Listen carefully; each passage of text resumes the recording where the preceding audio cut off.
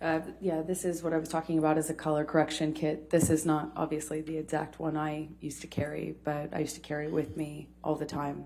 Sometimes this pink is sometimes a little bit more purple of a hue, and sometimes the kits are 3 colors. You can get them in 3 or 4 colors. Sometimes they have even more. But the idea is that you want to counteract whatever color you're working with on the bruise. So the first day of bruising, well, the immediate is red. Red is what shows up right away. So you want to go with the opposite on the color wheel by dabbing on a bit of the green or something to counteract the red. After a day or two, you get more purple in a bruise. So you'd obviously have to go with more of the red tones, the orange tones here. Day 2 for me was always the trickiest because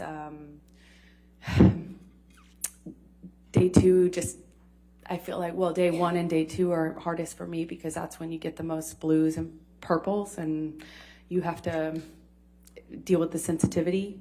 Bruises don't like to be touched. That's the whole point. So that's the trickiest part. But after a few days, that becomes more of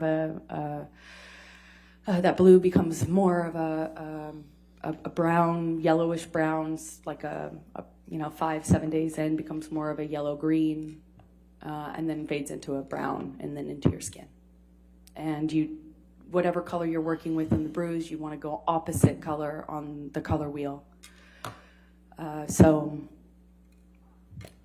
opposite, in the first couple of days when you have more of the typical bruise color, the blues and the purples, you want to go more of the orange on the color wheel as opposed to the greens that you start with. And then it progresses from there. I also noticed that bruising on your face tends to heal a lot faster than, at least for me, it was faster healing than bruises on my body, or at least it seemed like that to me. And a nose is pretty much unrecognizable after a day or 2, depending on how much you ice it. Lips are the hardest because they crack and bleed, of course. But it's easy to hide with lipstick if you're a woman, or if you wear lipstick, I suppose.